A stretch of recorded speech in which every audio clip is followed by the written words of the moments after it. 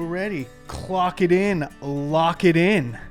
Welcome back to Pod on the Run. I'm Ross Field. Peter Milardovich, back and just as good as I ever was. That's right. How you doing? What's going on? Some kids have been graduating. It's been a busy time for you. Talk to me. It has been very busy. The last week has been nuts. 3 different graduation ceremonies in 3 days. Graduation is loose. It's definitely a loose term because it was kindergarten, 5th grade, and 8th grade. But very happy times around my house, and glad that's behind us now because it's summertime and we can get into the fun stuff. That's right. So you've been running around, but not quite running around. No, not like you've been literally running. No, definitely running around like a madman with my head cut off and ready to get back out and run a little more consistently over the next few weeks. That's for sure. It's a good time to do it. It's hot, but you'll have a little bit more time now. Oh my God, hot's an understatement. It's hellacious. Yeah, Chico heat bearing down. Here we go. That time of year. Yeah, and like now it's in the right context. You know, I think we were talking like last week sometime about like, you know, when it gets to be 100 degrees in the beginning of May, it just feels awful because you're like, it's May. This isn't supposed to happen yet. Like, why am I sweating so damn much? And now it's like, it's June. We kind of have to take it for what it is. Like, there's no dancing around it. It's just going to be hot and miserable. Yeah, eventually you get used to it. It does take a little time. It is the right time to get up early in the morning and go get those miles because at 6:30, it's nice and cool. Yes. I'm a little envious of you this past week getting out there and running at 6:30, and then I go out at 6:30 in the evening and sweat bullets and hate life for an hour. Well, we got a good one on tap tomorrow morning, though, so we'll get after it in the morning. That's true. We do have a good one coming up tomorrow morning.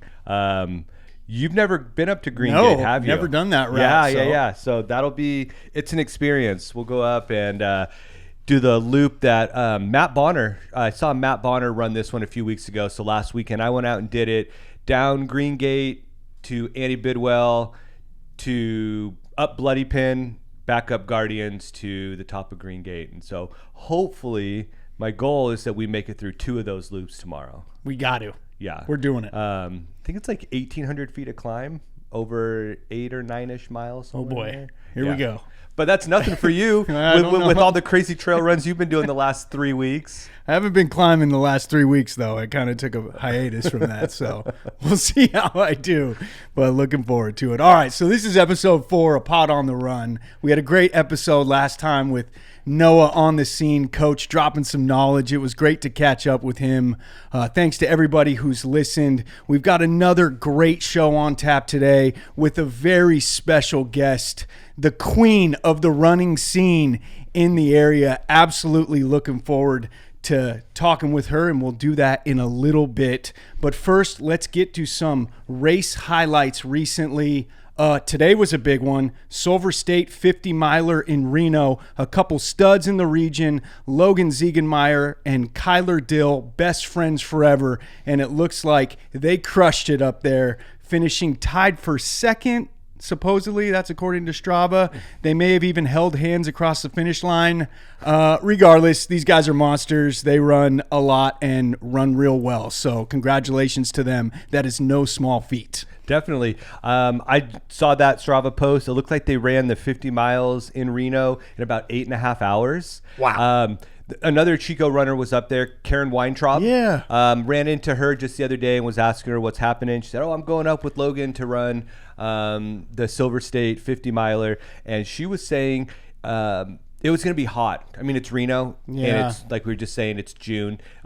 She was saying it's probably going to be upwards of 90 degrees, and there's not a lot of shade on that particular race. It's a lot of out in the open, high desert. Interesting. So she was a little worried about what that might do. So I know she was going in with no expectations, just going out there to run and see how it all shook out. So hopefully she fared well today. I would imagine she probably did. She's a monster, just like Logan and Kyler when it comes to suffering through terribly long runs. I hear stories about Karen. Karen's a legend. Yeah, I don't know if I've met her, but she works at a restaurant downtown. You probably crossed paths with her and didn't even know it. Gotcha. I know she also completed the Bigfoot 200 last year that Logan ran. Okay. So real deal. Yeah, definitely real deal. 50 miles, no big deal for her. That's so awesome. Yeah, it is. Oh, can't wait to cross paths and hear how it went from her, hopefully one of these days. That wasn't the only amazing performance recently. Spence Mountain Festivities, Klamath Falls, Annie Stratton, first female in the half marathon. Katie Crane, first female in the 50K. Those ladies are amazing. They get it done with speed and grit. Katie is out of this world, and it's really cool to see that she finished in the 50K, coming off all the marathons she's been doing all over the world. And Annie's just, there's something special about Annie. So congratulations to both of them. Pretty cool that they were representing up there for the Chico community and crushing it. Yeah, two incredibly strong runners, and good for them. Hopefully we can get a chance to talk to them at some point about their crazy running, especially Katie with, the 6 stars and now winning this 50K. Pretty impressive stuff. Yeah, absolutely. She just goes and does it fast. Yeah. We saw her a couple weeks ago at the pub run. Yeah. Right? Yeah. And it was supposed to be just like a casual try out some different shoes, enjoy a run. And she took off like a bat out of hell. I think I saw her for the first 2 minutes and then was gone. Yeah, there's nothing casual about what Katie does out there. She's training for a triathlon right now. She ran this morning and then went swimming and then went biking and then went running again and probably went biking again. So and she's swimming had a big again because it's 100 degrees. Yeah. Might as well. No big deal. I recently competed in the Armed Forces Half Marathon. This was a fun event down in Lafayette, showing support for a buddy who served my sister's husband's dad, who came up and ran the Bidwell Classic with us, and we kind of made an agreement around Christmas time, that if he came and ran the Bidwell Classic, I would go down there and run the Armed Forces Half Marathon with him and his buddies. And it was just a really festive event. A lot of good pride for the country was on display. It was cool to mingle with that crowd, to learn about some veteran stories, and to engage and represent for them and the country. I finished 11th overall, second in the age group. This race was a beast. It had more than 3,300 feet of elevation gain. I didn't know that going into it, but I'm glad I had some hill training in preparation for the Paiute Meadows 30K, which I participated in a few weeks prior. So I felt prepared, although I do wish I had done a little bit more in terms of hill training. It would have helped. Still, it was a fun experience, and really glad to have participated in it and shown some support for the troops and my buddy. So that was fun. Yeah, slightly different race than the Bidwell Classic. Yeah. That's not really a fair trade that you guys made. That's not a fair deal at all. But yeah, that's awesome that you were able to do that and that he was able to come up and compete in the Bidwell Classic. Good for you. I'm just continually impressed with how you just jump into doing these races blind. I'm just gonna go and I'll figure it out. I think it's a testament to your will, right? I'm just gonna go out and I'm gonna finish this, and just the dedication that you've developed over the last year and a half of running. I'm into this is part of my identity now. So good for you. Really awesome. Oh dude, Pete, thanks man. That means a lot. It's so fun to go places, stay the night, experience the scene, go out to eat in the area, and then run a course that you're not familiar with. There's something about that aura, that vibe that just fuels the juices of competitiveness and wanting to get out there and experience what these races have to offer. So that's been something that's been really neat. This course was wild. It was like old fire roads, very dry dirt, sort of like dirt clods, kind of like rocky territory, just you had to watch where your feet were landing, otherwise you'd roll an ankle. And 4 times I came across cows blocking the path, just the herd just maneuvering on the path, and you're kind of all right, don't want to take a hoof to the face as I run by right now. So that was pretty interesting. There was a lot to look at. The scenery was wild. Are cows fast? I mean, maybe if they get up to speed. That's a good question. Maybe not initially. Yeah, I feel like you could probably outrun them.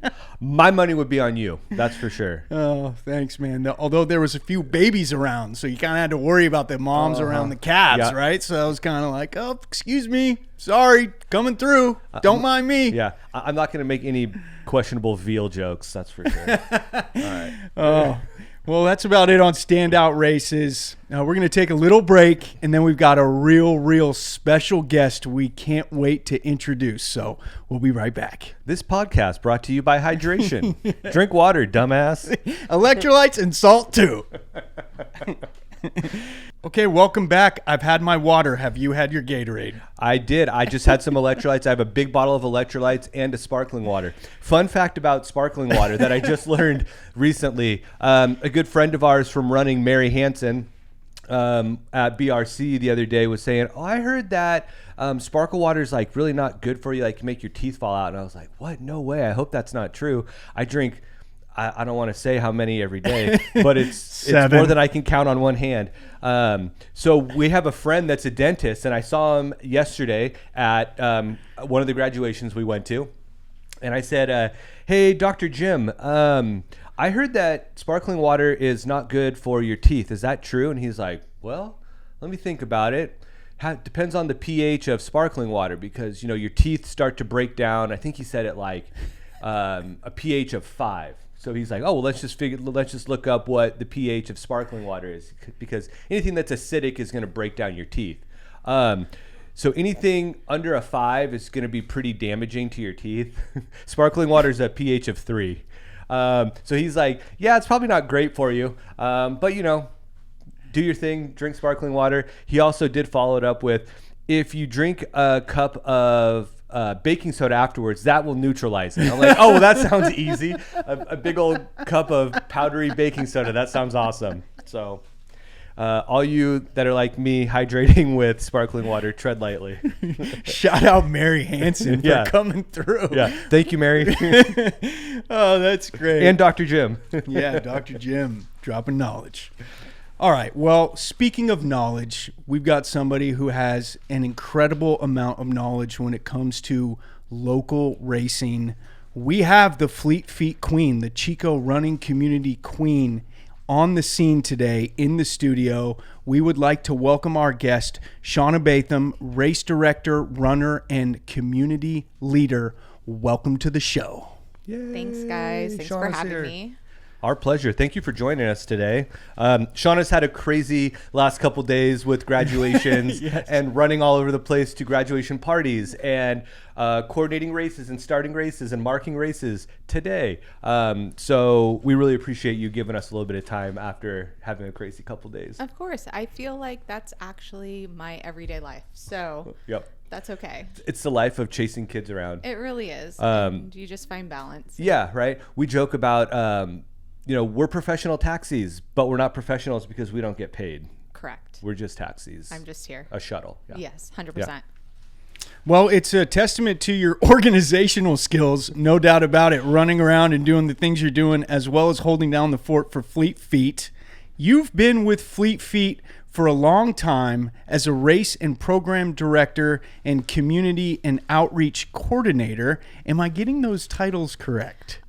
Yeah, there are many hats that I wear, and I was trying to do the math on it the other day, and I think this year is actually 9 years. I thought it was 10, but sometimes the years blend. But yeah, it's going to be 9 years in August that I've been at Fleet Feet, and Awesome. It's been a developing journey that, started as something a lot smaller than what it is now, and I've just, grown, and I don't know, I really enjoy it. Yeah, helped the store grow too, helped the influence grow here in the community.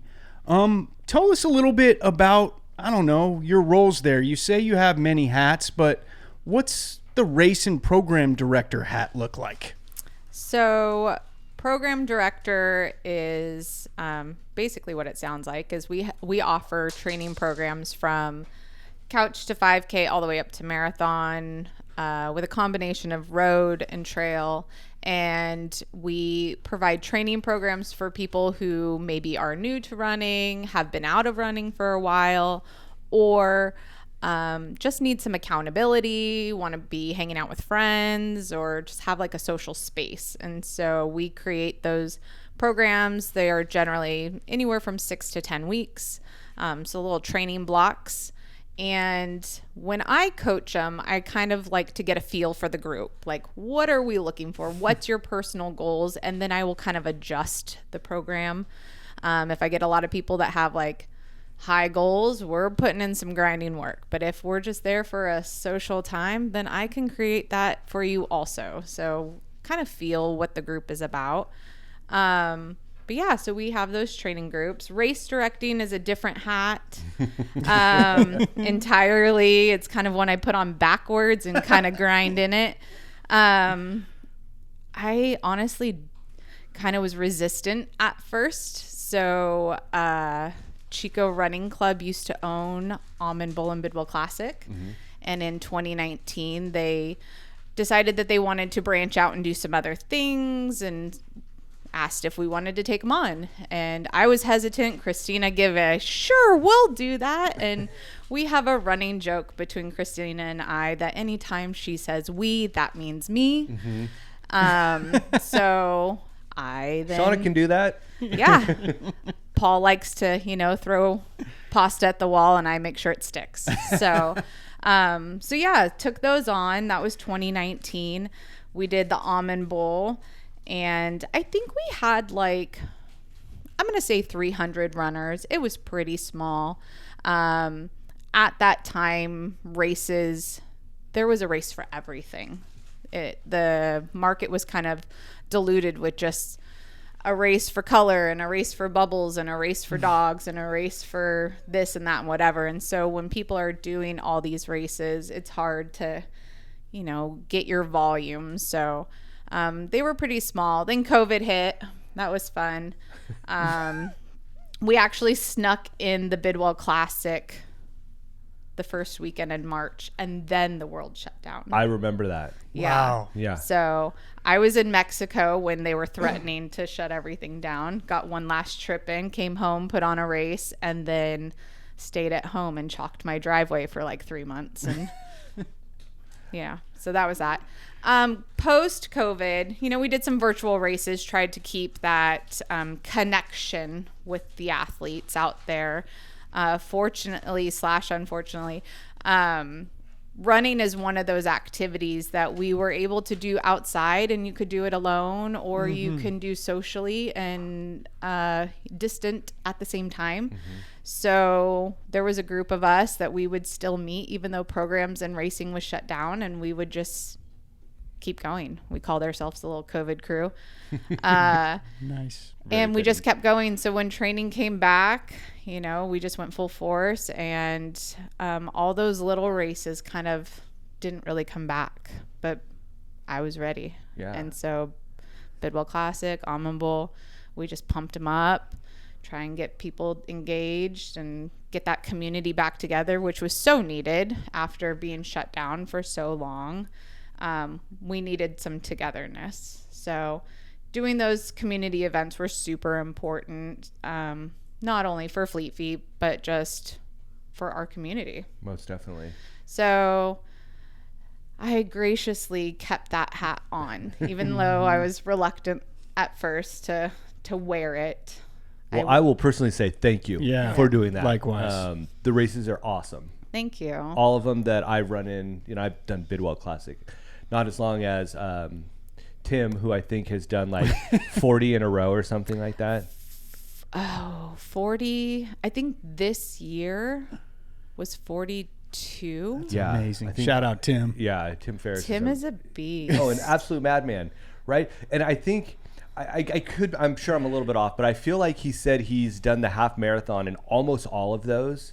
All of them. All of them? All of them. So he's run thousands of miles of races in Bidwell Park. Yes. Just with the Bidwell Classic. So funny story, COVID, we were doing virtual, and I was like, the Bidwell Classic half is not exactly my favorite course. Mm-hmm. 2 loops of lower. Yeah. We all run lower on a daily over and over again. You do it twice. It's a little monotonous. Definitely. But it's also fast because it's our territory. It's flat-ish, But Tim was so stubborn because I was like, hey, instead of that, let's do the old almond or the old Almond Bowl half, where you run through Hooker Oak and go up to like day camp. Yes. Yeah. Yes. So when we took over Almond Bowl, we nixed that race. We said bye-bye. Because it was not part of the original lineup when that race was created. Okay. It was added, and one of Paul's requests was if we were going to take on the races, we wanted to do the original lineup that was set out when those races were created, which still technically we're not doing because it was a 3 and a 6 mile, not a 5K, 10K. Okay. But people want the Ks. Yeah. So, Definitely. It sounds better. Yeah, right. It's a 10K, not 6 miles. It doesn't count on Strava unless you hit that point 1.2. And if it's not on Strava, it never happened. It never happened. You're right. So, So back to Tim. So, during COVID, he was like, no, I have to do the 2 loops and lower. And so he did it. I refused. I respect that.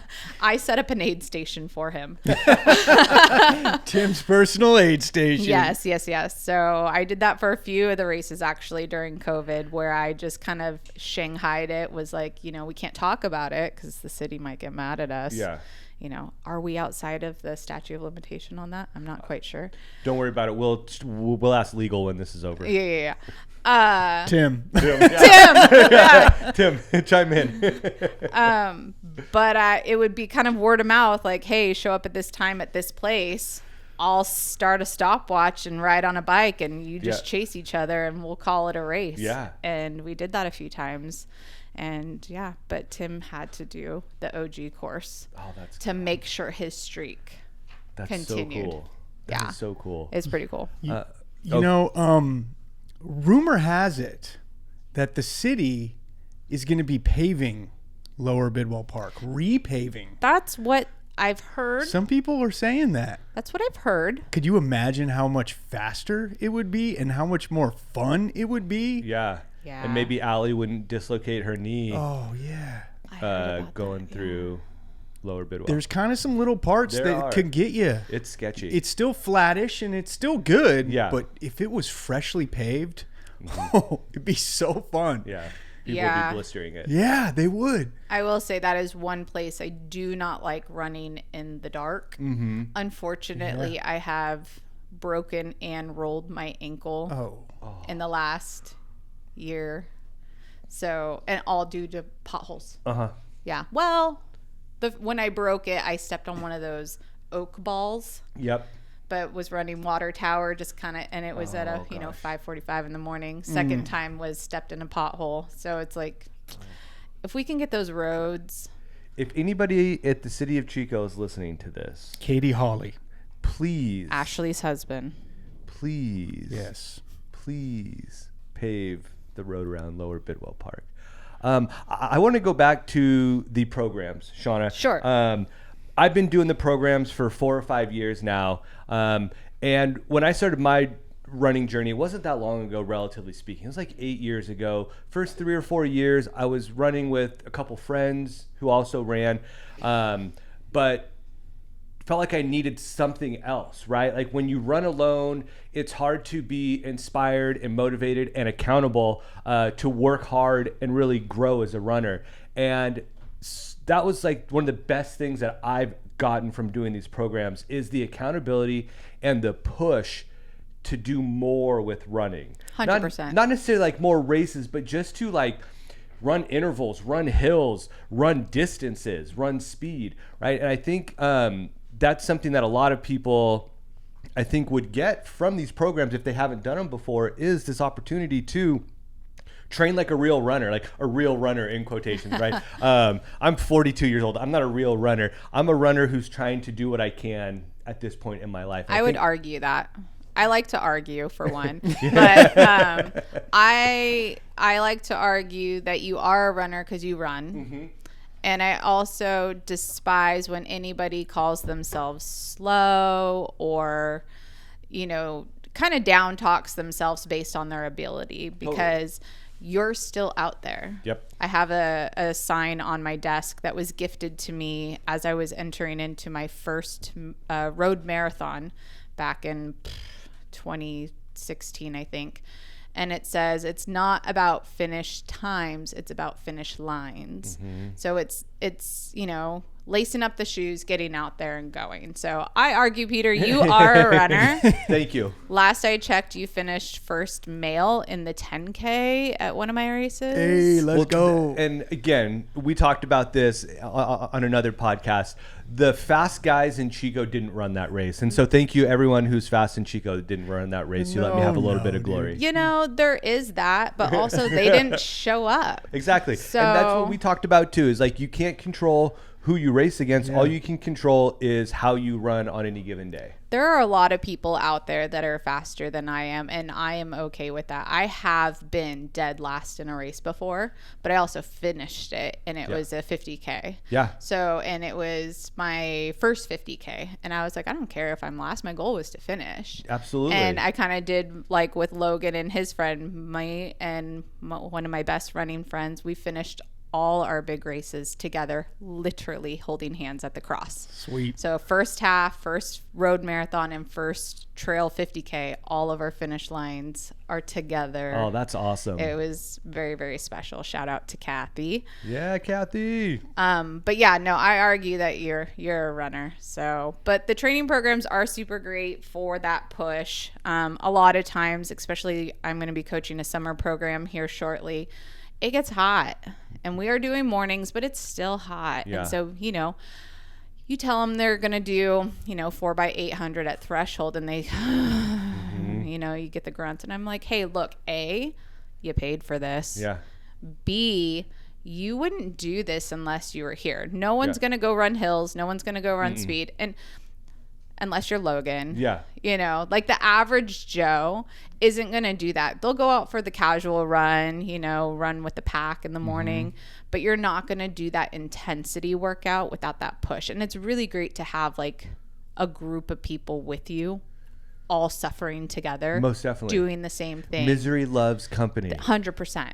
And especially if there's a good sparkling water that's going to rot your teeth at the end. Definitely. 100%. Definitely. Or in the trail programs in the afternoon when Daniel's got a cooler of beers ready to go. The adult beverages. Oh, Yeah. The for absolute best. Yeah. I totally agree. I'm not going to go out there and run mile repeats and 800 repeats by myself. I think about it. Oh, I think so hard about it. But do we do that? Yeah, definitely not. 100% not. Yeah. But if you're with a crew that's all going to do it, let's go. Yeah. And then we get to do that. 100%. Right? And I think that's something that I always, joke about when I was in Noah's training groups and Ross was there. Like, we get to do this stuff. Like, we don't have to. We get to do this. And there's a little bit of joking, but also some kind of internal push, like intrinsic motivation. Like, hey, I get to do this. Like, there's a lot of people who, for whatever reason, can't do this. Right? Whether they're choosing to or there's other reasons. I think about that a lot when sometimes you're in like a pain cave of training cycles or runs. I've been rehabbing some stuff for the last 18 months. So there's been some highs and lows in that. But at the same time, I'm like, I can still run. I can do a lot of things that a lot of people can't do. And so I'm grateful for that and the experiences that we have. And the access to the trails and the paths and stuff that we have in our community. Second to none. Yeah. Totally. You travel around, and I was just in Missouri a couple weeks ago, and it's beautiful. But the thing I was looking at as we're driving around, I was like, where would I run here? It's Definitely. Pretty. The Ozarks are cool. Yeah. Where am I running? Yep. Yeah, that's. I think Ross and I probably do the same things when we're out and about. It's like, find me somewhere. Pulling up all trails, going on Strava to see if there's anybody around here that's got a run posted. We hit up the tree farm recently. we that did. was pretty The tree unique. farm That's a fun spot to It go. is. And Yeah. that's there's quite a bit of shade out there. So Chico runners, if you're looking for somewhere with a little bit more shade and you want to get out of Lower Park, Tree Farm's not a bad place. Check the hours, though. They will lock you in. Oh, Yeah. Glad we got out of there. They will lock you in. first time we showed up, it was locked. It was a federal holiday. Yeah. So. They're kind of strict on their gate, but beautiful. Yes, very cool place. Yeah. You mentioned a little bit about some events you've participated in. I think it'd be cool to just shed some light on your personal experience as a runner, maybe how many races you've participated in, especially in ultra marathons. Shauna, you've done some amazing races and pulled off some amazing things. It's pretty cool. I think you exaggerate on my... Hey, we just had Coolness. this conversation, Shauna. Right. We just had this conversation. Okay, so it's a do as I say, not as I do situation.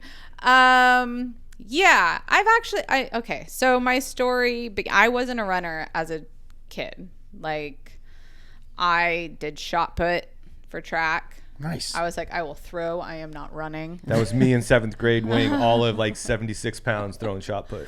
Yeah. And I mean, we won't name drop, but I only did it because there was a really cute senior on the team that was like, oh, if he's the captain, I'll go out. Sure. So I did shot put. I was actually very good at it. And I played field hockey for several years, really enjoyed that. Went out for basketball, not my jam. But I didn't come to running until after I had my oldest daughter. So she was born in 2011, so it must have been like 2012 I got into running.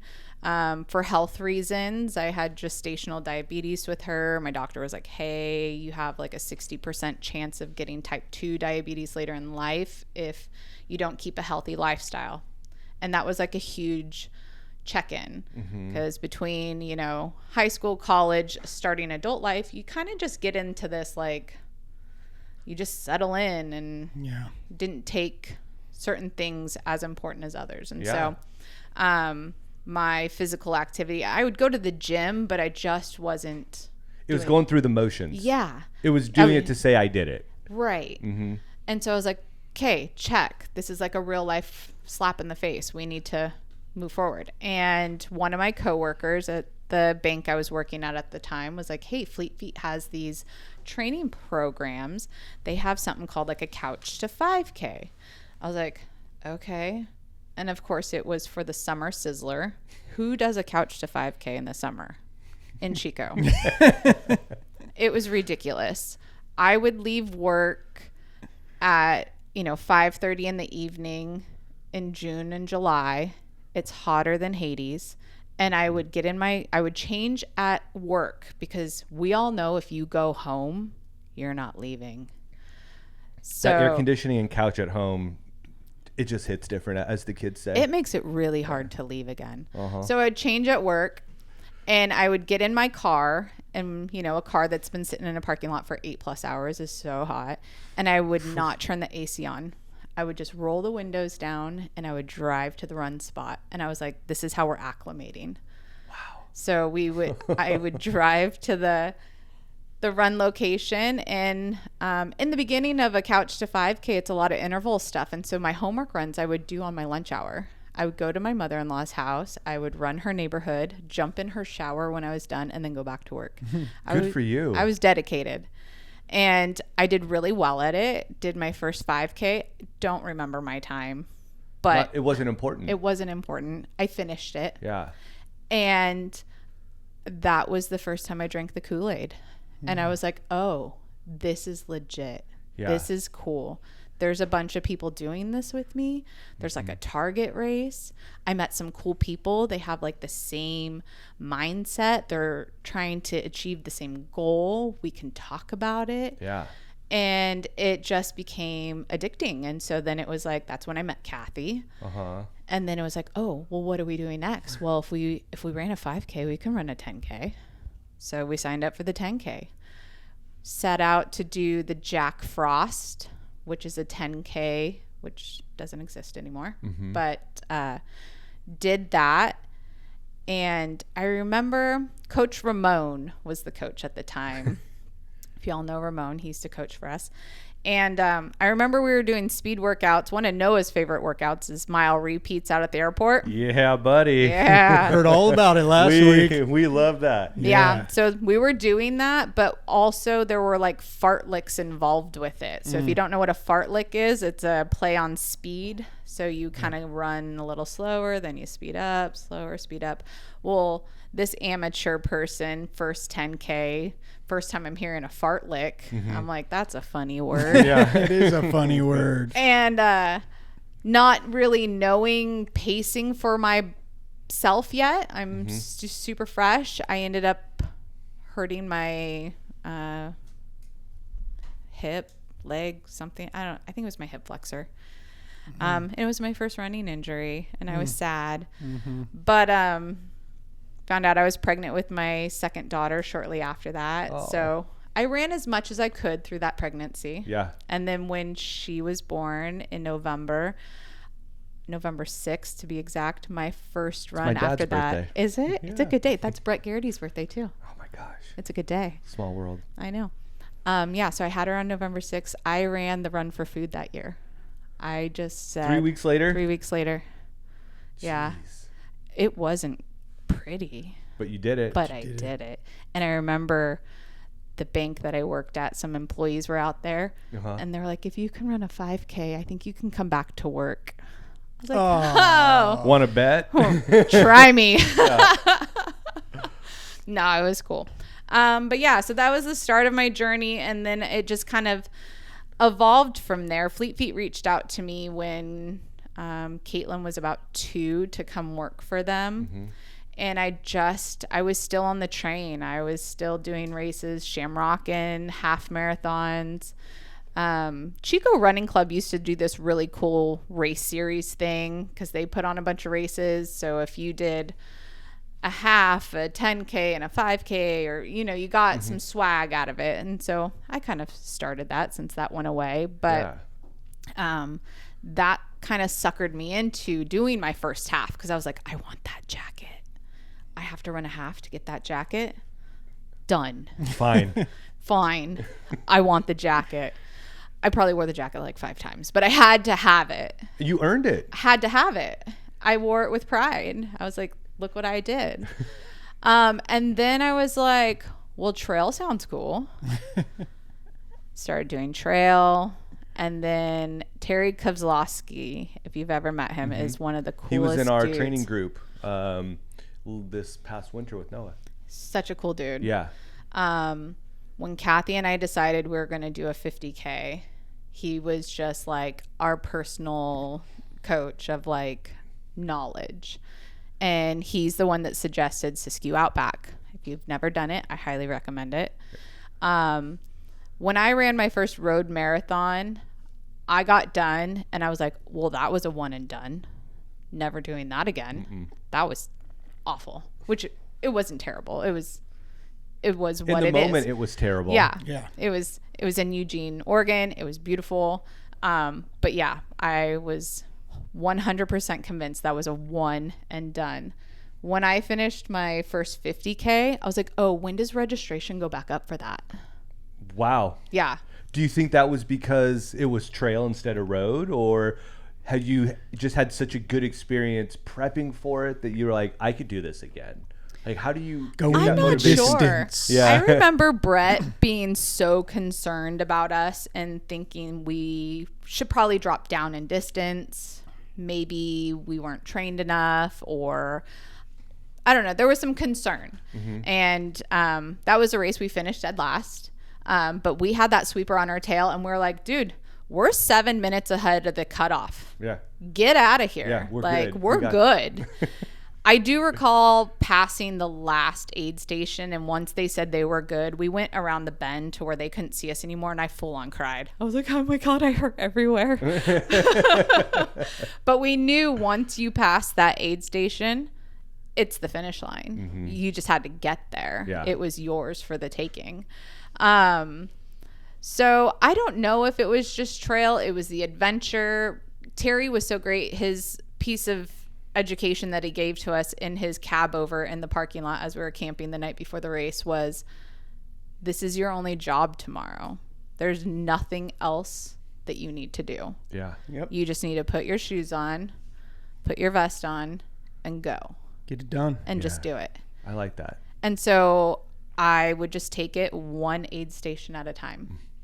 I just have to do 5 miles. You get to that aid station, you have a little watermelon, you high five a friend, you take a shot of Fireball, whatever you do. All of the above. All the above. If you're running with me, it's all the above. And then you reset. Okay, how far to the next aid station? How long do I have? 2.5 hours to do 7 miles? Check. Yep. Let's go. Yeah. And you just keep going. And so I think it was just like the mental of it. Anytime my son would text me periodically, "Are you alive? Are you good?" You know, Mostly yes. mostly good. And he's like, "Are you done yet?" And I remember looking at my watch and I was like, "No, you know, like 13 down, 17 to go," or something like that. And I was like, "Oh God." I just had like a little panic attack of like, Yeah. I have 17 miles. I'm or, not even halfway. I'm not even close. But so thinking of it in like large volume like that is exhausting and intimidating. But, you know, the small bits, 5 here, 7 there, 6 there, kind of like how you guys did your birth K. Small segments. Yeah. One at a time. You just get it done. 1 foot in front of the other. And so I think I liked that. Road racing is like, how fast can you go? Yeah, the Definitely. expectation is so different. Yeah. Going to war, as Noah would say. Yeah. Yeah. Trails is like, we got to get this done. Yeah. I did do another road marathon. It was also terrible. I did it though. Yep. I will likely do it again. But trail is just so much better. Agreed. So much better. Agreed. Yeah. And we're in like the trail running time of year. Like in my mind, I associate like fall, winter, early spring with road running, and then like we turn into middle of spring, summer into late fall. It's Yeah. like keep me on the trails as much as possible. If we can like get rid of the snakes, Yes. Where do I sign the petition to get rid of the 100%. If we can get rid of the snakes, I would not ever leave the trails. Yeah. There's a period of time during the year when they're all hatching out and And they're gross. they're gross. I kind of stick to the fire road a little bit. But yeah, trail is definitely better. There is a lot of road running for time and simplicity. Yeah. You know, you can leave your house, go get 5, 6, 7, 8, whatever done real quick. Yeah. Trail, there's a little more of a time commitment. It's more Good of an point. adventure, Good point. which is the appeal. It absolutely is. But when you are juggling children, jobs, life, sometimes you just need the quick, Yeah. quick fix. Out the front door, go around and get back Right. and make dinner. Yeah. Yeah. Well, speaking of a quick fix, we've got 4 questions coming at you soon, and we're going to handle that right after this break. This break brought to you by Take a Break. You don't have to run every day, Ross. I love to run every day. Yeah, you do. Okay. This is a really cool segment, Peter. I appreciate that we do this. It's such a great idea. A little surprise, fun, rapid fire questions. We get some great insights from our guest. We've got Shauna on the scene. Break it down. What do you got for her? All right, Shauna, you can answer these however you see fit. Okay. Short form, long form, whatever your heart desires. First question, favorite place to run? Favorite place to run. I'm going to go with my favorite run, period. Please, that's perfect. And that was the 50 miler that I did down in Auburn. Okay. And I loved that one so much because it was a combo of road and trail. Okay. The climb was still about 5,000, but I got to PR in the 50K. I got to PR in a half, got a PR in a marathon. Wow. First time I hit like 40 miles, first time I hit 50 miles. It was the first time I ever had a crew. Yeah. So I had people pacing me, I had people crewing me. It was just like the coolest thing. And it's in the Auburn Folsom area. So nice. So it's Beautiful. beautiful. I love Chico, but it's nice to get away, and it's like Chico-esque. True. So that was my favorite run. All the good vibes. So is that the longest run you've done? 50 miles, yes. Okay. And how many like 50Ks have you done? 6. And you've done 3 road marathons? 3. Amazing. Yeah. Amazing. Yeah. You're amazing, Jonah. That's a lot of miles. Next question. Sure. When you're out running by yourself, Not very often. okay, do you wear headphones and listen to something, or do you raw dog it and just go with your thoughts? Ooh, I don't do well with my thoughts because there's Same. too many of them. And so I love some like good old fashioned dirty rap in my ear. Yeah, Yes. Like- dude, gangsta rap. Like 90s. Okay. Yeah. loud. Share the playlist. Yeah. Come on, Like- we got Tupac. What do we Yeah, got? We got- Tupac. Yeah, Too Short. Yeah, okay, Yeah, yes. okay. Yeah, Okay. Run DMC. Okay. Yeah. Amazing. I like to go back to some like Salt and Pepper, little Push It when I'm Yep. trying to speed up at the end. Okay. I do Yes. love me some Cardi B. Definitely. I do have to remember when I get home to change my Spotify to non-explicit when I get home, so we're not listening to all that with the kids around. Oh, you're better than me. But I want it. Yeah, I want it terrible and loud and in my ears. There's something about that type of music that pumps you up, though. Yeah, but one earbud for safety, y'all. Yeah, absolutely. All the time. Only one earbud. One I am earbud. So on board with that. One earbud for safety. Best Too Short song that you listen. Oh God, I don't know. I'm really bad at this game. My husband laughs at me all the time because I can usually like hum along with it, but then he'll be like, "Who's that artist?" I'm like, I don't know. So I'm gonna have to come back to you on that problem. one because I'll remember in like the shower. Blow the whistle. It's probably blow the whistle. Probably. This podcast is marked as explicit, so Too Short is absolutely acceptable. I pulled it down because your mom is no longer explicit. You better put it back. I can change it. Yeah. Okay. You better change it back. Yes. This episode is brought to you by Too Short. Yes, please. Please don't sue us. Next question. Sure. What is the best piece of running coaching advice you've received, or advice about running that you've received? That I've received. I'm going to defer back to Terry and just take the adventure. Don't worry about anything else. Just go out there for you. So, running can be hard. Someone once broke it down to me about thirds, running the rule of threes. A third of the time it's going to suck. Full on just, that was a terrible run. A third of the time it's going to be, okay, that was cool. Did it. Hurt a little bit. And a third of the time it's going to be glorious. And so just knowing that you're capable of getting out there and doing it, that's it. Well, and by that math, 2/3 of the time, it's going to be okay. Yeah. At worst, it's going to be okay. For sure. Surround yourself with some good people. You're winning at life. Yeah. And some good Too Short mixes. Some Too Short. 66% of the time, it's good every time. That's Every right. time. And then our last question for the 4 questions is, what is one piece of advice you would give to someone who's just starting their running journey? Ooh. Okay, so we get a lot of the newbies and like the Couch to 5K and stuff like that. And it's don't do too much too soon. The case of the tutus. A lot of people get, eager and just really want to get out there really quick. And if you do too much too soon, you're going to end up with shin splints. You're going to end up with aches and pains. Your body's not acclimated to what you're doing, that physical activity yet. So be kind to yourself. Make sure you're stretching and rolling, but you shouldn't be increasing your mileage by more than 10% each week. And so when you're first starting out, you do a quarter mile this week, and then you do a half mile the next week, or a mile this, baby steps. And sometimes I have to remember that and take my own advice because, after a big run, you go out and you're like, I just did this. Why does 5 miles hurt? Yeah.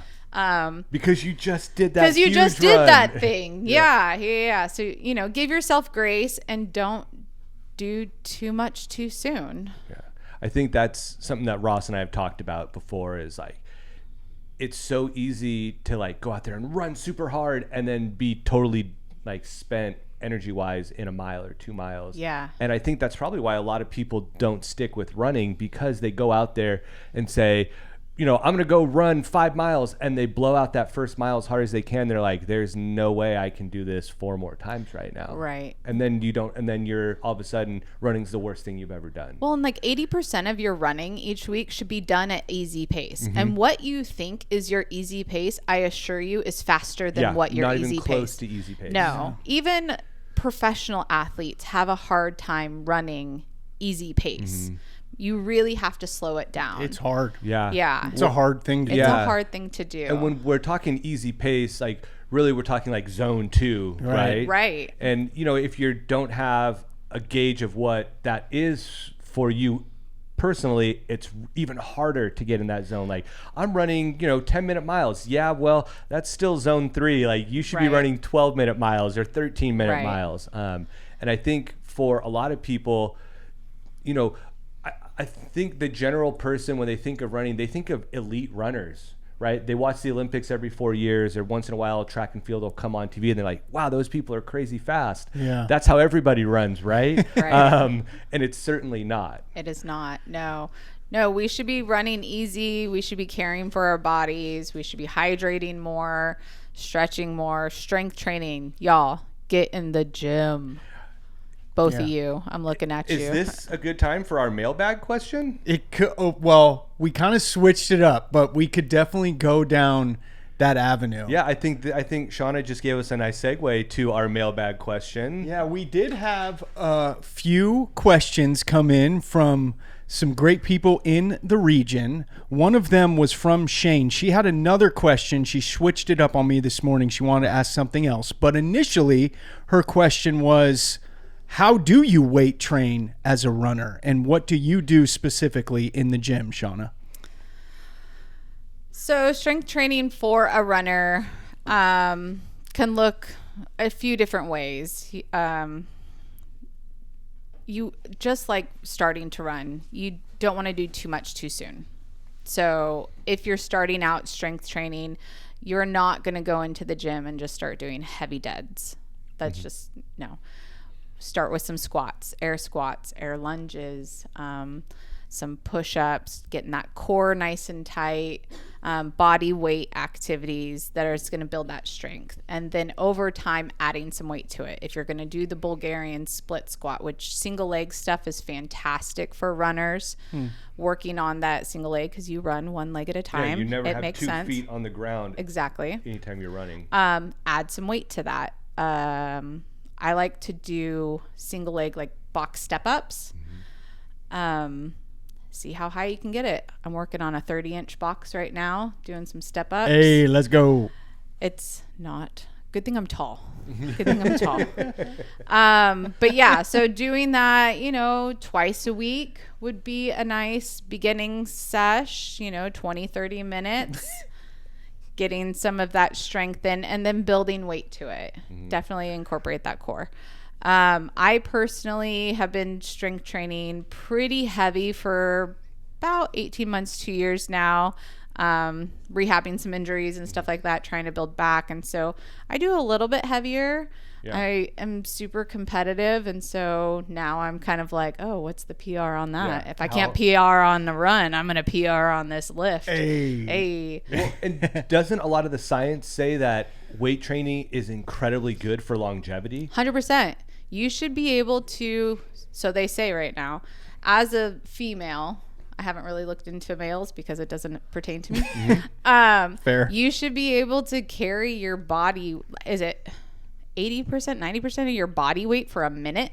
So like in a like a suitcase carry or a farmer's carry, you should be able to carry that weight for a minute.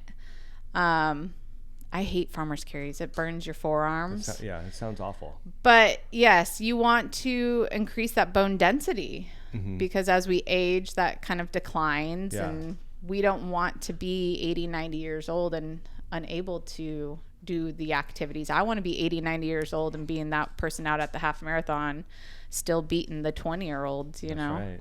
You know what I do for bone density? Milk. Chocolate milk. Chocolate milk. This is brought to you by chocolate milk for bone density. Okay, we had another question from Shane. What do you think about the roads in Chico? They suck. Potholes? They suck. The best road to run on in Chico is simultaneously the worst road to run on in Chico. Yeah. Humboldt. Yeah. it's beautiful. Beautiful. The best. I really hope they don't open it to cars. No, they couldn't. I think they recently came out and said they won't. They're not going to. Are they not going to? I know that was up for debate. Yeah. Unfortunately, I mean, it's not Chico. It's beyond Chico, but it's Chico also. You drive into a different state and you're like, wow, this is great. Yeah. Come on, city. Yeah. Yeah. Help us let's out. get Help it us together. runners and Let's get bikers it out. together. I know, there's so many facets to it, and that's Sure. not my world. Very And true. so I don't know what's up with It can that. still be on our wish list. It could be Yeah. on our wish list. Yes. My last injury, I stepped in a pothole on 7th Avenue. 7th Avenue in Oleander, to be exact. So City of Chico, please go check it out. And yeah, it took me out. Took me out pretty hard. So let's fix that. Love it. Yep. And we had one other question from Tim, of all people. Tim wanted to know, what items have you found when running? He said it was an inside joke. It is She'll an inside joke. Golf balls. So Annie Bidwell. not even Annie Bidwell. You would think that, though. Yes, but we would run a lot on like Eaton, Floral, Ceres. We all kind of live within that kind of And area. you're finding golf balls up there? Yellow golf balls everywhere. That's nowhere near a golf course. Practice So golf my balls? thought is Weird. I Yeah. did find a large volume of yellow golf balls at Wildwood at one point. Okay. And I was like, okay, well, if they're full driving it straight into the neighborhoods, which is dangerous, But there are nefarious teenagers. right? They could fly that far, maybe. So that's a possibility. But yeah, yellow golf balls everywhere, to the point that Tim did buy me like a huge set of golf balls for my birthday one year. I do have a thing about pennies also. Anytime I see a penny, if it's tails up, I stop and flip it to heads up so somebody else can have good luck. But if I find it heads up, I pick it up myself. So Make your always own on. luck. Yeah, exactly. Interesting. I'm always on the hunt for pennies. Whoa, gosh, we found underwear.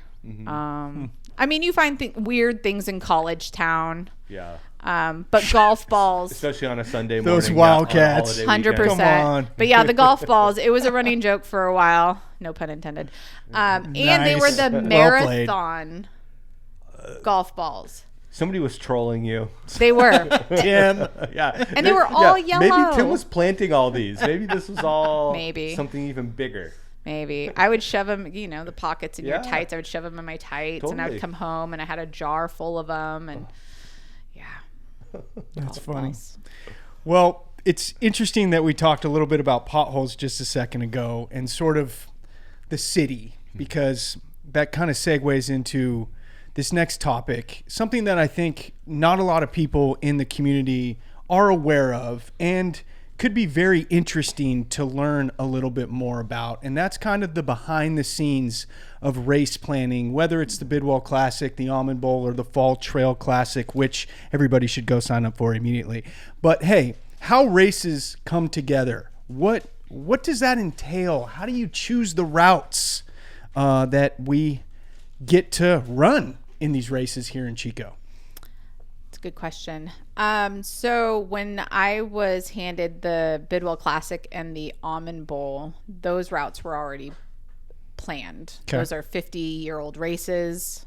I was not recreating the wheel on that. Good call. So is getting those approved by the city a pretty easy thing? Is there like a standing Yeah. hey, this time of year this is going to happen, and we'll get the paperwork from Fleet Feet or whoever's running the race over the last 50 years? Yeah. So Okay. like someone could be a jerk and go take my day. Because the time slots are first come first serve. I try and put my application in well in advance, so those are my days. Yeah. Because Well, and I gotta believe it's such a small community that everybody kind of knows, like, hey, it happens this time of year. Don't be a turd Ferguson and like Yeah. Turd Ferg. Yeah. we did have a turd Ferg that tried to come into the town at one point, and they were going to put on a race, and it was going to be a week before Bidwell Classic and a week after Almond Blossom. So it was going to sit right between the two, and they were going to put on this race, and there was all this pushback, and they did not end up getting approved for it. Okay. The community had an opportunity to speak about it, and it did not get approved. But there are, REIs coming, and Yeah. I've done some spying. They do events. you know, they did a global running 5K up in Seattle and in Colorado and different places. And so I am never opposed to other running clubs. I embrace it. I stand in this space where I feel like Fleet Feet is to support all running regardless, but also I'm very mindful of making sure that anything that I put on doesn't step on toes of anybody else. So Chico Running Club does a 4th of July run. I'm not going to go put on a 4th of July run. You know, there's certain things that happen, and I feel like in our community we should have the responsibility of paying attention to what other people are doing to make sure that, you know, everyone's successful. But that being said, yeah, it is a first come first serve slot kind of thing in the city. But yeah, there's an application process, and because those races are so old, it's pretty, you know, just traditions built in. I just keep rinse, repeat, and I try and, you know, elevate certain facets of it. And, nice. Cash prizes are fun now. Yeah, they are. Yeah, they are. So I may never run another race again. Yeah, so that's something that I've been pushing towards is, you know, how to incentivize runners to come out and have the fun running the same course every year, you know, how to elevate that experience for them. I was watching something. Honestly, it was probably Instagram Reels because I go down that rabbit hole a lot. You should. Lots of people do. Look lots up of people Run, Ross, do. Run. Hey. And it was these runners talking about this race director who made them feel like just a number. They were giving their award. She just kind of tossed it to them. There was no personalization to the race. It was all just how much volume can we get them through, get them going. You know, they just felt like a number. And I sent it to Christina, who's one of the owners of Fleet Feet. And I was like, this is exactly what I don't want our races to ever feel like. Yeah. I want anybody at our races to feel like they can come talk to me if they have a problem, anything. How can I make it better, more exciting experience for them? Because I appreciate any person that comes out for an event that I put on. You don't have to. That's your choice to put your dollars where you want to put them. And so I'm grateful when people come out to an event that I put on because that means they like it. So, but yeah, so just a lot of little facets. Beyond the city, it's, you know, porta potties. It's, do you have to secure permits for like the Fall Trail Classic? Absolutely. The Fall Trail Classic was a little harder because that's my baby. Like Nice. that was I made up that route in my head.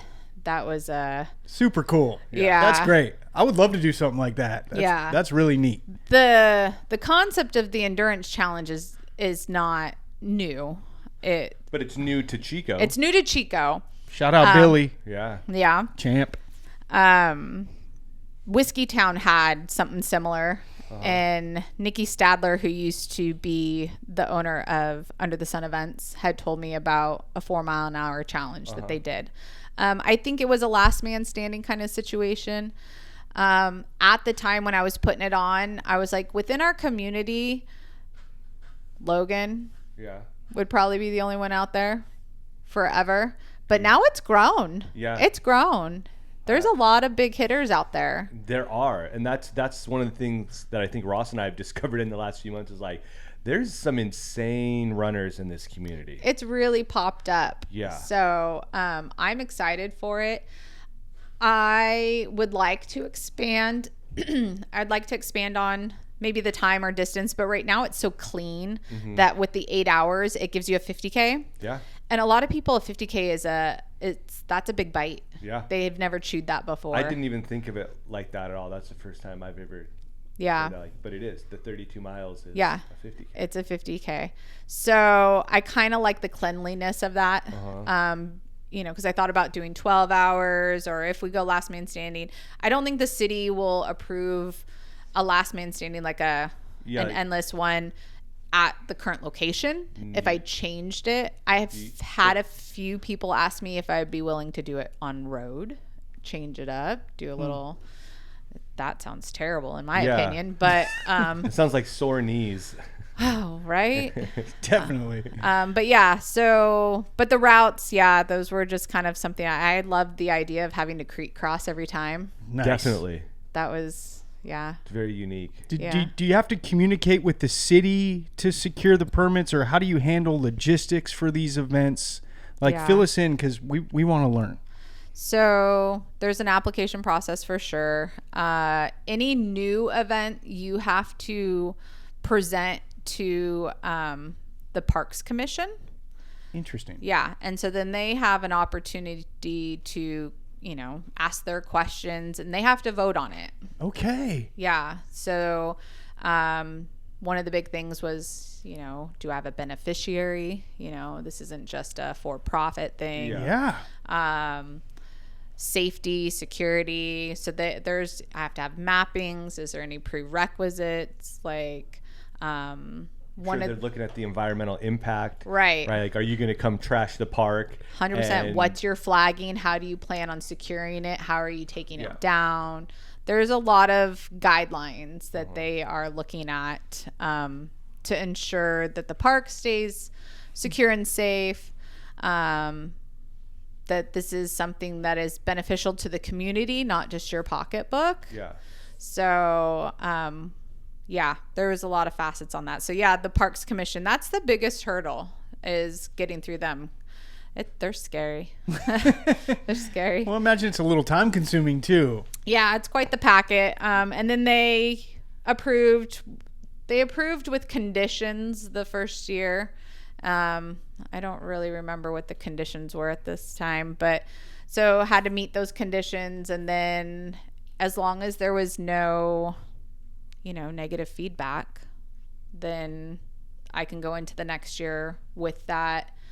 Okay, well, we've done it once. It was good. We did it. Everything was the way we said it was going to be. Yeah. No one got terribly injured. Only had to call the ambulance for one person. That was this the year. second year, Yeah. not the first year. Yeah. Why did you even bring that up? She was fine. Yeah. She was fine. Yeah. So, I mean, there's a little bit of logistics there. They require that you have so many restrooms per person. You have to have, because of the creek crossings, I have to have people out there. One of our main beneficiaries for this is the cadets over at the Butte Fire Academy. And so they came out this last year. So we had 24, I believe, EMTs on course. That's incredible. Yeah. So Because I would imagine there's probably big races that have a hard time rounding up that kind of support. Yeah. Yeah, bigger cities, Yeah. resources aren't as robust. So the benefit goes to the cadets themselves as a graduating class, not the school. So, but it helps them go through their education process. But then this year we're expanding on that, and Chico Villo is now one of our beneficiaries for that race. Cool. They have a stewardship program called Trailworks. And so they work on cleaning up the trails, making them all beautiful and, great for all of us to go out there and run. Yeah, I think Ross just did some work with them a few weeks ago. It was Yeah. amazing. Work It was day. so Yeah. fun. Spent a morning on a Saturday out cleaning up Guardian Trail. Yeah. So they are one of our main beneficiaries now of the trail race in I love October. the partnerships Yeah. happening. That's amazing. Chico Vello does great work. They're a great Yeah. organization. So they came out this morning. They did our bike valet. So they'll be doing bike valet at all our races now. So we highly encourage people bike to races. Why park your car? Yeah. It's a good warm up too. Warm up and cool down. A little cross training action. Yep. Yeah. So Hey, we had the Bidwell Classic earlier this year. It was super popular. I think you had the most entries ever. I sold out. Yeah, you sold out. How many runners is that, by the way? It was 806. I might have let a few extra people in. Well, that's Good. amazing. It's growing. Participants are increasing. It was such a wonderful event, super fun to participate in. And from the outside, it looked like a completely seamless race day. which is a testament to you and the Fleet Feet crew for what you did. But I imagine there may have been some unexpected challenges that surfaced just kind of naturally with hosting any sort of a event. Yeah. With 800 people in attendance. Yeah. No less. I mean, what does it take to pull off a seamless race day, and what are some of the unexpected challenges you encounter? I'm a Virgo. I'm an Aries. That means a lot to a lot of people. Aries, too. Are you both Aries? That's funny. I like that you dropped that, though. Thank I'm a you. Virgo. I'm a Virgo. A lot of attention to detail. Nice. I'm also very just laid back in general. Okay. I don't get frazzled real easy. And I do well under pressure, and I do well in crisis. So add all those things up, and with anything that goes on with the race, I'm like, okay, we need to do this, this, this, and this. Ready, go. Like, as long as y'all don't know what's happening, That's exactly it. all's good. Mm-hmm. You know, we had Greg go down at the Bidwell Classic. I parked my go-kart or golf cart in a way that, you know, most people can't see him, make sure he's good, cheer on the runners as they go by. Nothing's happening here. You know, make sure his pregnant wife was all good, and you just mosey on. And we've had some issues with porta potties not showing up on time. I just call them up and, hey, sounds like we have an issue. And by we, I mean you, because you're supposed to be here. Yeah. So we fixed that. That's not an issue anymore. And, you know, you just have to use your words. I tell my kids all the time, communication is the key to life. Nice. You have to communicate. And to communicate effectively, you have to be clear, you have to be concise. And, you know, in the business world, you also have to be assertive.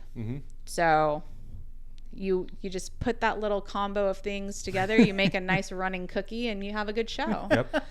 So I don't want to see an angry Shauna. I think we should shout out Greg and Kim. We should. Did They they have just their had baby? their They had their baby baby. just a couple days ago. did you Let's see the go. picture? I did. Too Oh, cute. my God. Too cute. So Greg and Kim, congratulations. Yes, I can't Big wait congrats. to meet her.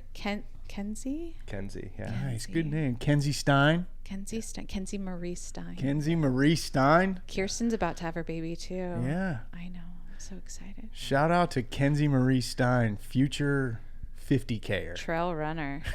I know Greg's got his eye on a 50K He in does. August. Does Yeah. he? That's exciting. Yeah. Good luck, Greg. You're going to be a little busy for the next couple months. I when you have know. your training in. Sleep deprived. Yes. Okay, well, that's awesome. Let's take another quick break, and we'll be back to talk about some community initiatives. And sorry, I don't take breaks. I do run every day, and Peter, I will continue to keep running every day. Yeah, you should. And you should. And you should. I live vicariously through you. Okay, so Fleet Feet does amazing training programs, host amazing races. There's another branch of what you guys do, and that involves community initiatives, really fun runs and engaging ways to get people in the community out to run. We had one this morning.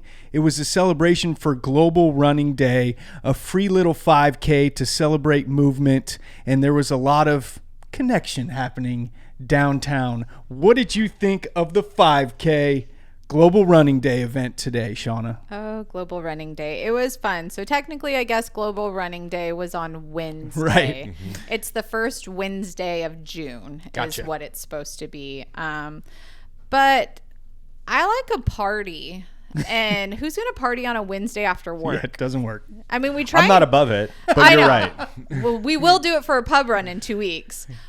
But no, I figured, you know, like let's have a Saturday morning pancake breakfast, have some strawberries, have some coffee, make a whole thing out of it. Like, what's better on a Saturday than going for a run and eating pancakes? Nothing. Right? Agreed. I Yeah. agree. Yeah. So Global Running, it's a celebration of running, just getting out there, everybody moving together, doing the same thing we all love together.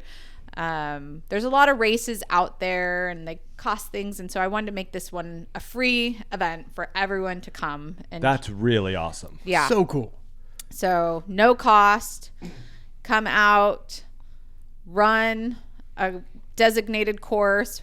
I'm not chip timing you or anything. There's a clock out there, but really it's just for, you know, the community, the camaraderie, the just getting out there, being together, celebrating something that we all enjoy in our parks, in our town, in our city. How were you able to make it free for everybody? Brooks is a primary sponsor. And Shout out Brooks. Shout out Brooks Running. If you haven't tried the new Glycerin Max, you should. I just came in and ordered a pair of Hyperion 2 GTS that should be coming in shortly because I need stability shoes. I'll call you when they're ready. Yeah, so Brooks Running, Awesome. they're fantastic. They also sponsor our Bidwell Classic. Yes, thank you, Brooks. Personal thank you. Yes. So they give me a little budget, Gotcha. which is helpful for shirts and snacks and such. But also marketing, you know, it's good for the store. It brings people in, shows who we are. You know, you have to pay a little to get a little. So I think it's important. We are always looking for ways to give back to the community. All of our races, both Bidwell Classic and Almond Bowl, support the high school cross country teams. So we give them several thousands of dollars each year from those races to help support those runners. And then the Fall Classic supports Chico Villo and our local volunteer fire. So we're just looking ways to support the community through running. Yeah, that's awesome.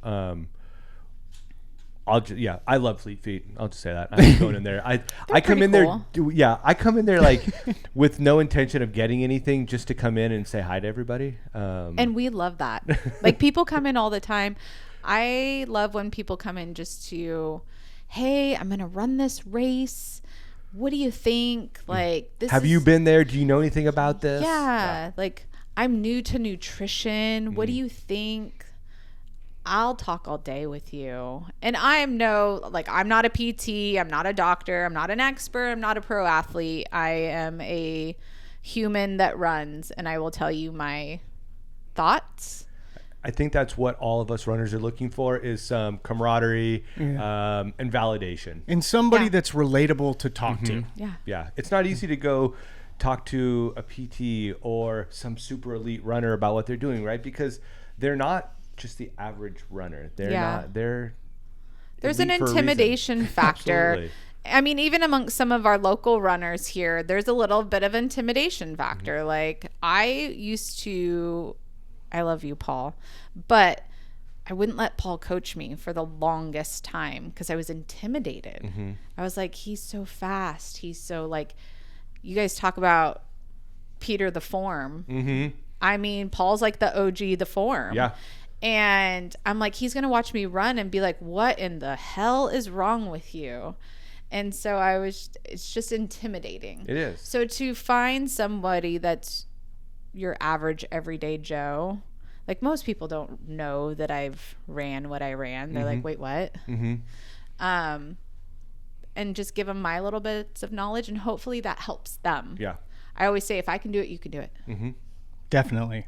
And there was 130 people registered for the Global Running Day 5K for a today. free little 5K. Twice That's as amazing. many as last year. Twice as many as last year, which was great. People were smiling. We had Chico Villo out there. It was a good time. We gave away some stuff. Yeah. Everyone loves stuff. It was a really fun way to spend a Saturday morning. Yeah. Lots of smiles, lots of connection. So hats off to you for hosting it and putting on the fun. It's just one of many unique events that Fleet Feet does. You mentioned Pub Run a couple weeks ago. There's a series of that going on right now. Let's get to that in a second, because tomorrow we have something else fun that's happening, We right? have the cafe run tomorrow. So every second Sunday of the month, it's been almost 2 years we've been doing this. Every second Sunday of the month at Bidwell Perk, we just have a free little community run.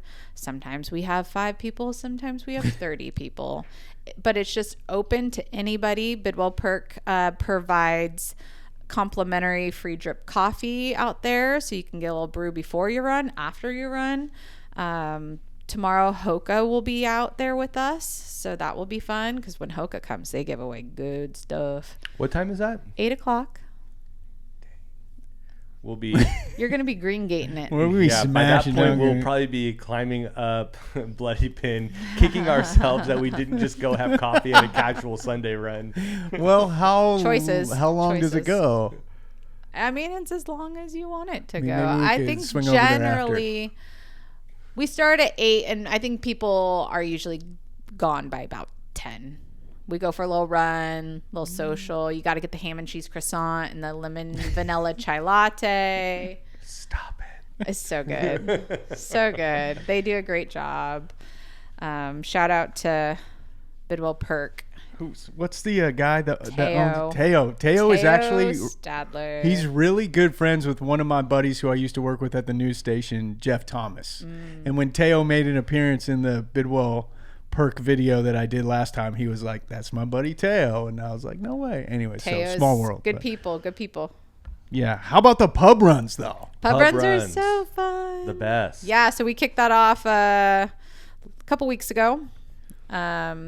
That is, I would like to say it's every like third Thursday, but that's not exactly correct. That's what I was shooting for, but also there's life and Yep. you know stuff. So they're always on Thursdays. We have a bunch of different brands coming out. The next one is, I believe, the 22nd of June. Don't quote me on that, but I believe that's correct. And we're going to the Bear. Asics. Love some Asics. It's my OG running shoe, actually. They're doing really well actually right now. I've so been through. I think I've run in almost everything. So Yeah. yeah, I've been through some Asics. Are you becoming a shoe guru? No, what do they call that? A shoobie? a Are you shuru. That's my trail name. Is shoobie. Shuby. Yeah. have you ever been given a trail name? Not What? yet. Not So, yet. During I know that happens on like the PCT when people go hike the PCT. So that's where mine was given to me, was on the PCT. Who gives it to you? Another trail person has Yeah. to give it to you. This is cool. yeah. So I was at SOB, one of the 50Ks, and Terry was out, and he brings his like side by side, like what are those called? Oh, like Like- an all-terrain vehicle. Yeah, type like thing? an all-terrain. And so we go Bajaing around, and we came across some through hikers who were hanging out. They were going to stay the night. And a lot of SOB is on the PCT. Mm-hmm.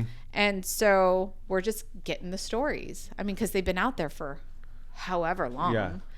And so we're chit-chatting, and I'm asking their trail names, you know, and they're telling me how they got it and who gave it to them and all this stuff. And so I see their shoes, and I start asking about their shoes. I'm like, so I see that you're in the Hokas. How do you feel about that? I hear, you know, the Lone Peak is normally like the #1 trail shoe for through hikers. And so we're just talking shoes. And so they're like, why do you ask so many questions about shoes? And I was like, well, I work at a shoe store and blah, blah, blah. Give them all my story. And they're like, okay, we're gifting you your trail name today. Your name is Shooby. And I was like, okay. Deal. In high school, my nickname was Shaunaby, so Shooby was kind of funny. It's evolved. So, but it doesn't become official until you sign a book on the trail. So, like logs, when you're along the trail, you have to like sign in that you've come through it.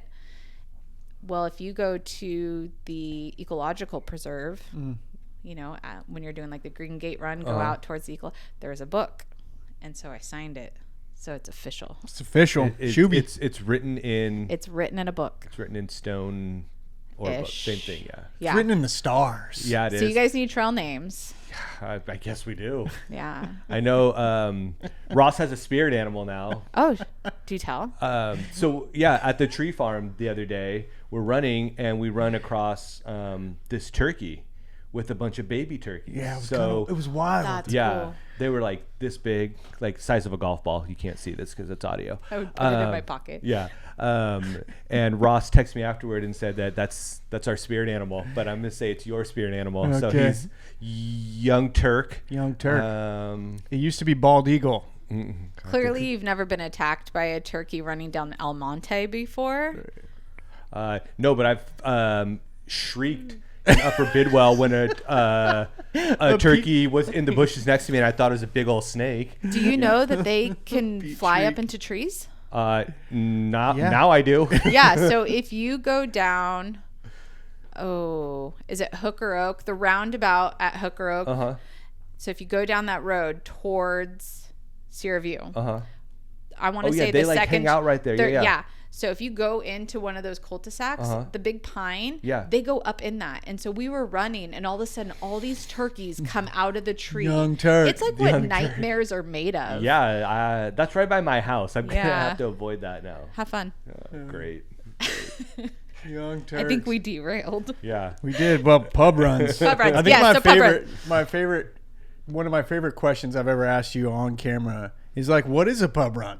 And you're like, well, you come to the pub and you run. I mean, that's the gist of it. Yeah. At its most basic. Yeah, I mean, that's the gist for sure. I do make sure that there's a vendor there. Everyone likes free swag. It's a good opportunity to demo product. When you come into the store and you're trying new things, it's hard to kind of really get a feel for what that shoes technology is really meant for when you're just bouncing around over, 10, 20 yards. Yeah. So this gives you that opportunity to really try it on, take it for a run, take it for a ride, kind of see if it's for you. They usually buy you a beer, which is great. Everyone loves a free beer. Mm-hmm. And then it's also just another great way to socialize. We get a lot of people that are like new to the community. They don't know anybody and they just come across that. And they're like, oh, I'm new here. I just randomly saw it. And it's their first sip of the Kool-Aid. Yeah. This past one, or we both beer. Yeah. Or the beer. This past one, we both attended it, and I think it was Ultra. Yeah. I've never tried those shoes. Like I've heard about them, seen them. They're much different than a lot of different than any shoe I would ever choose to run in. So that was really cool. But again, that being so welcoming. I told Ross a while ago when we were talking on here that it took me a while to branch out and like run in groups beyond like my small couple people that I ran with, because I didn't know what that was going to be like. Like, am I going to show up and all these people are going to just be so incredibly fast?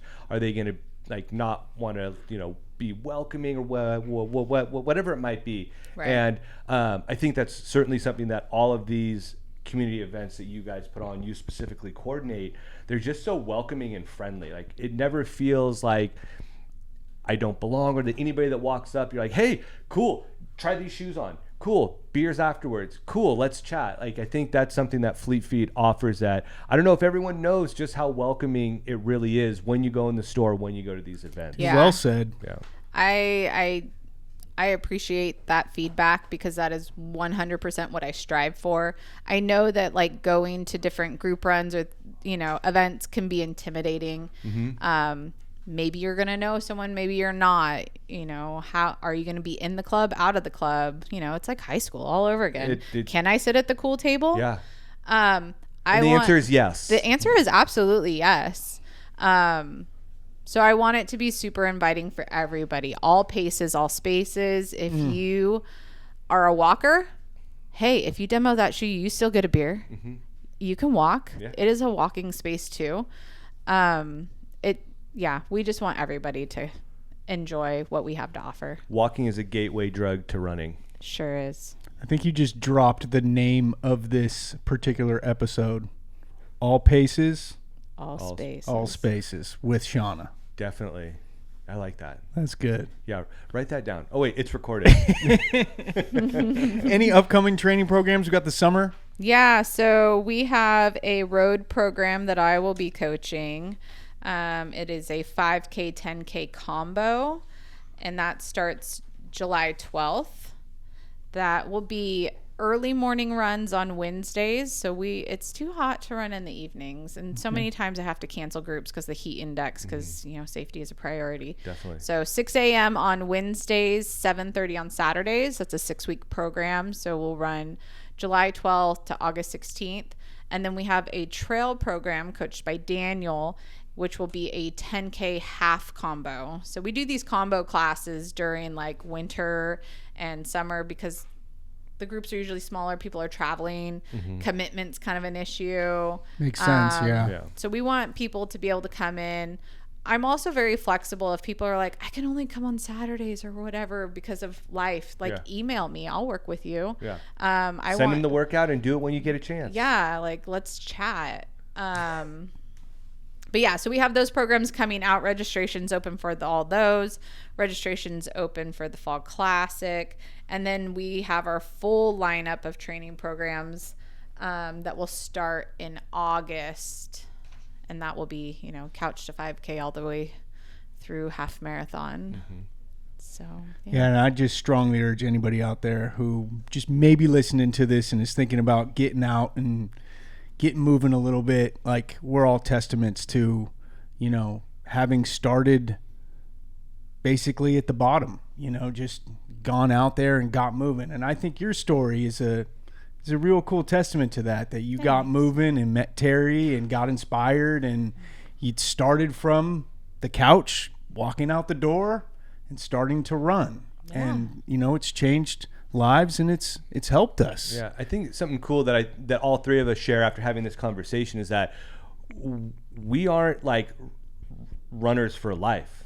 Like we are now, but we didn't come to running until we were older, right? We did all these other things, and then I think we've all had something where like I got to be healthy. Like there's a lot of stuff that I still want to do that I need to be my best form of myself, and so choosing to run as an avenue to get to where we want to go, I think it's cool. And I think that's something that a lot of people can relate to, and hopefully, like you said, this encourages people who maybe happen to stumble upon this silly podcast that we're trying to do, that maybe they don't run or just run occasionally and are looking for a reason to run more. Like, you can do this, you can do this, you should do this. If it makes you feel good, it's worth it. Well said.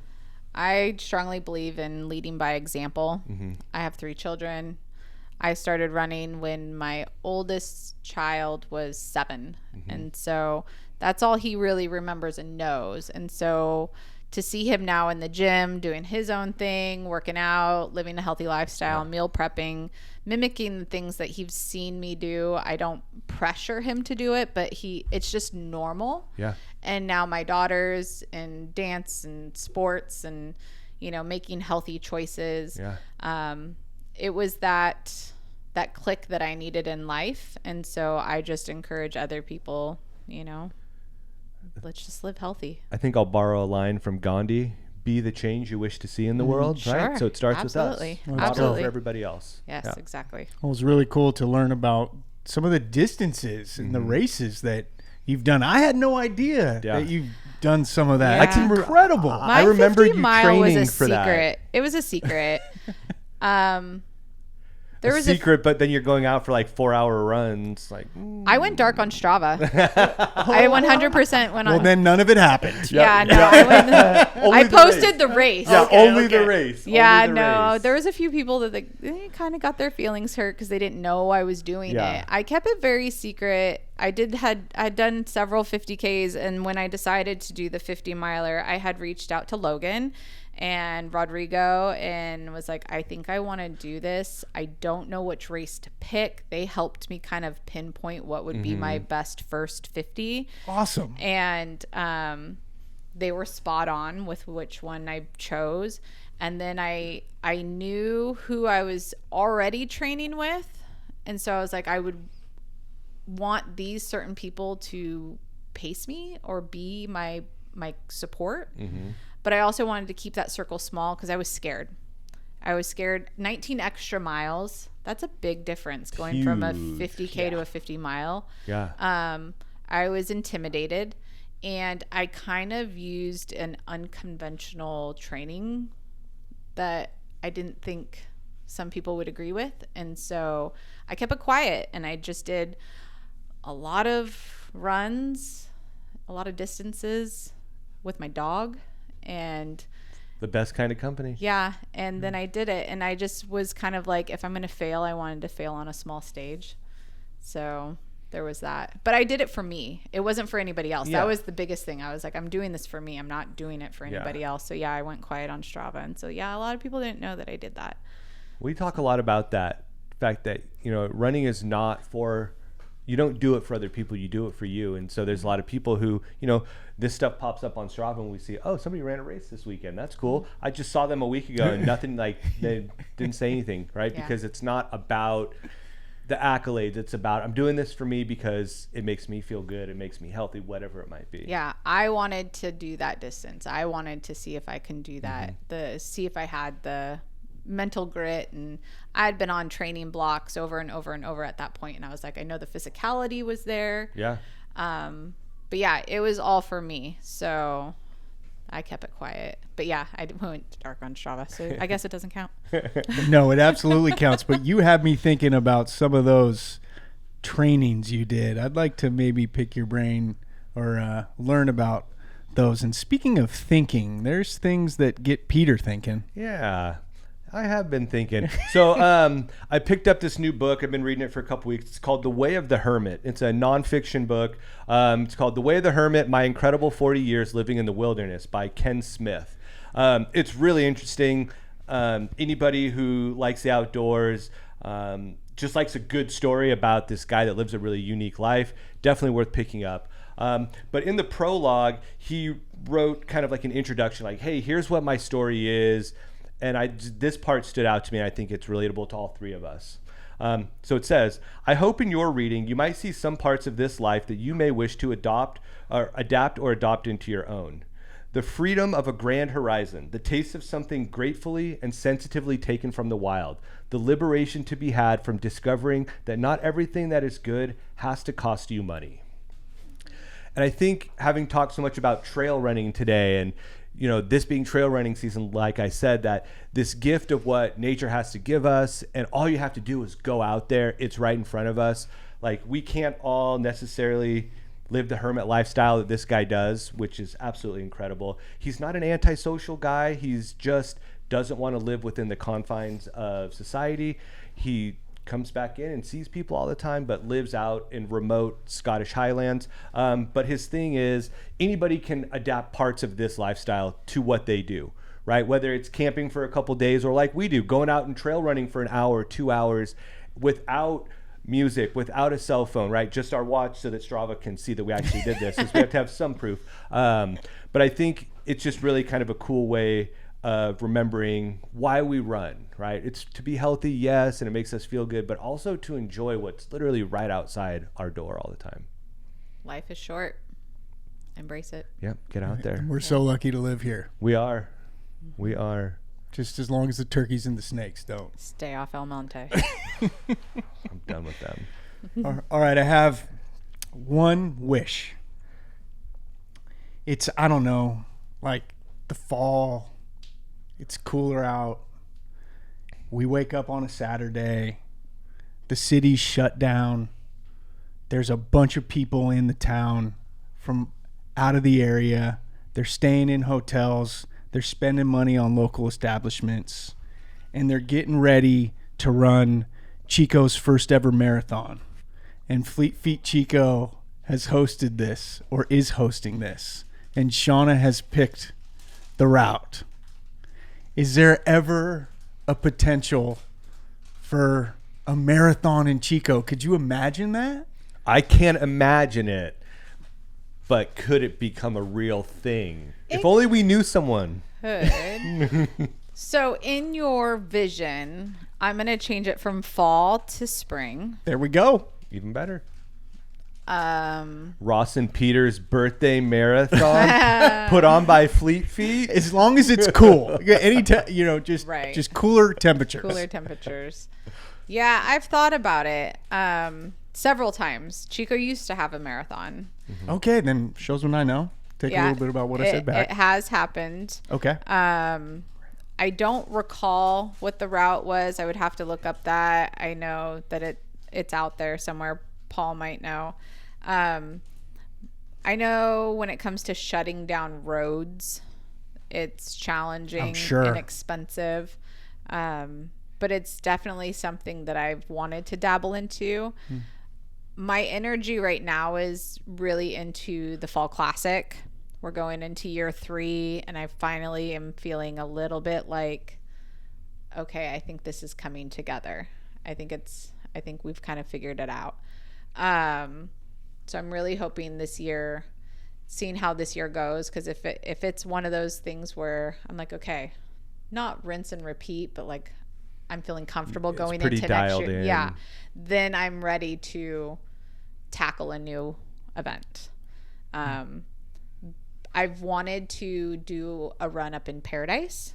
We used to have Paradise Trail Runs, used to be a thing. Yeah. And that has kind of gone away. So I've thought about doing a run up in Paradise to help support their high school cross country and track programs. I know that community is growing and building, and I feel like they deserve some support. And if I can do something up there, I might, try and dabble into that. But if that's not the case, then I've been shot down on it by Paul and Christina. No, but I want to do like a true, like big ultra, like in Upper Park. Another rim to rim to rim, like several years ago. That existed for a very short time. Yes, but not in the middle of summer. Yeah, a good friend of mine ran that and was like, it was miserable. People were dropping like flies. I don't think anybody came out of there unscathed. Yeah. He's really good at saying, this is the time frame I'm going to finish in. And he was like 2 hours later than that. He was like, it was a mess. I've also thought, to dabble back to my experience in the AR-50 of doing something that's like a road trail hybrid. So there's that option too. Lower Park all the way up North Rim, down B, up the road, across the creek, up Green Gate, down Guardians, back into the park. Yeah, there you go. But again, I got to stand in front of the Parks Commission. Yeah. But for that, you have to stand in front of the city also, because you're out of the park also. So now you're dual battling there. Interesting logistics. I'll stand behind you and say, yeah, Shauna. Get it. That's right. Yeah. So we'll see. Like I said, I'm still just trying to dial the Fall Classic. That's my little baby right now. I'm trying to get some unique sponsorings happening. I know some stuff's not going to happen this year, maybe next year. So just kind of dialing some things in to make that really comfortable for the next couple of years. So that way I can move on to the next project. Well, we're spoiled and lucky with all the amazing events that Fleet Feet puts on. And again, it's just wishful thinking. But I've had that thought. It would be pretty cool. It would be pretty doggone cool. It'd be a lot of money. I would being blow a spent. candle on that. Yeah. Yeah. And I'm excited. I haven't participated in the Fall Trail Classic, so I sure hope you do. yeah, this year. Registration's out now. Let's go. Yes, that's right. Registration's out. If anybody wants to, I don't know, learn more about Fleet Feet Chico and what you've got going on, I mean, where should they go? You can go to fleetfeetchico.com. Check out our website. That's one of my other hats, is I do everything on the website. So I've got our events. I've got a local race calendar. So anybody who is doing a race in the area, if they reach out to me, I'll put their information on our race to kind of have like a hub for the local events. What else do we have on there? I don't know. Lots of good stuff on fleetfeetchico.com. You can email me directly, Shauna@fleetfeetchico.com. You can go on our social media. We're on Instagram, Facebook, @FleetFeetChico. Yeah. Awesome. And that's SHAWNA. Correct. At Fleet The Feet correct way. Chico. The only way. The only way. All right. Any last thoughts, Pete? Shauna, thank you so much for giving us some time today and chatting everything running in Chico. Like Ross said, people go to Fleet Feet, sign up for the events, go see Shauna, go see all the good folks in there. Always good information, always a good time, always super friendly. Ross, always good to chat, always good to see you. I'll see you bright and early tomorrow. Let's go. Green Go Gate. tackle Green Gate, beat ourselves up a little bit, and we'll just keep doing it like we always do. And if you're not green gating, come to the cafe run. Come to the right. cafe run. Yeah. Thank you so much, Shauna. Thank you. It was great to have you on. Pete, let's go, man. Always Nailed so it. fun. We'll catch you on the next one.